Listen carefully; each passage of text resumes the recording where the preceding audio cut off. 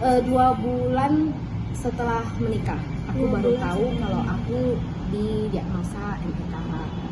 Usia 23 tahun. Benar, usia 22 tahun. Itu MRKH itu sendiri adalah kelainan kayak bawaan lahir. Udah dari saat aku di perut mama aku ya udah seperti itu. Bagian alat reproduksinya seperti rahim dan jalur vagina itu nggak berkembang, jadi nggak bisa menstruasi. Tapi secara pertumbuhan fisik luar itu normal aja. Maaf nih, saya seperti tubuh payudara, bulu kemaluan, bulu ketiak, itu semua normal. Jadi kayak kalau dilihat dari luar kayaknya sehat-sehat aja ya kan gitu kan, tapi ya ternyata di dalam seperti itu. Itu pun aku udah dari 2008 aku udah mulai berobat, udah lewati banyak banget dokter, rumah sakit. Ada yang bilang normal, ada yang bilang kista, ada yang bilang selaput darah tertutup, ada yang bilang ini baik-baik aja nih, nanti bakal bisa hamil kok, cuma mensnya agak telat gitu. Aku ke Jakarta 2 kali, jadi setelah tamat SMA sekali, ke rumah sakit besar juga. Di situ dikatakan rahimnya kecil di situ karena di MRI kan, dan dikasih obat KB yang harus diminum rutin gitu. Udah diminum rutin, udah habis juga nggak bisa karena kan aku harus pulang ke Medan untuk lanjutin kuliah kan. Jadi aku udahlah di skip aja dulu, yang nggak usah dilanjutin dulu gitu. Sampai waktu kita memutuskan untuk menikah, aku coba lagi beli obat yang diresepkan dokter. Yang kemarin yang habis tamat SMA aku beli, aku coba minum, ternyata nggak bisa juga. Akhirnya aku bilang sama dia, kita ke Jakarta lagi yuk, ke rumah sakit yang lain gitu kan, ke rumah sakit yang lain yang dokternya lumayan terkenal. Dan di situ aku dinyatakan selaput darah tertutup. Rasanya aku udah seneng. Kata dokternya gini, kamu pelan-pelan kok, kamu normal, hanya selaput darah tertutup. Kalau memang benar iya, nanti kita bakal operasi kecil.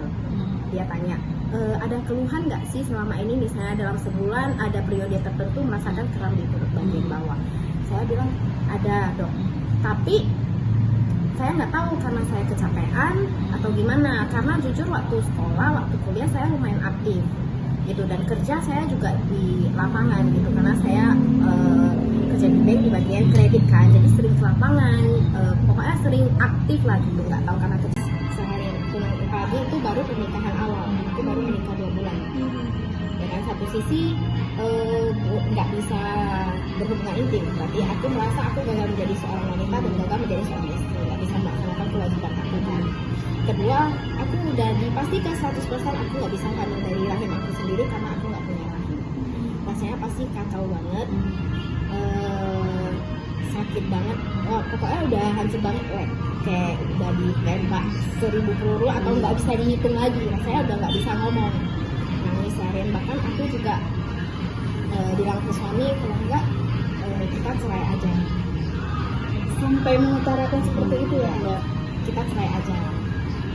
Kalau misalnya kamu nggak mau cerai, ya kan aku terbuka kalau misalnya kamu mau kenal perempuan lain atau mau menikah dengan perempuan lain, karena ya aku nggak mau egois gitu kan. Aku nggak mau egois karena aku nggak bisa memberikan kamu anak. Tapi kalau fokus dan tujuan kamu menikah punya anak, aku bebas. Kamu mau kenal perempuan lain, mau menikah dengan perempuan lain, tapi ketika kamu mau menikah dengan perempuan lain, udah saatnya aku pergi. Tapi suami bilang tujuan nikah dia itu bukan anak, tujuan nikah dia itu adalah untuk kita sama-sama bahagia, sama-sama menjalani kehidupan kita. Tujuannya sama, anak itu bisa adopsi. Selama bertahun-tahun aku nggak memikirkan hal ini lagi. Aku fokus kuliah dan bekerja untuk cari uang. Tapi pada satu ketika tiba-tiba aku pengen banget melanjutkan pengobatan karena aku penasaran sebenarnya ada apa di dalam diriku yang menyebabkan aku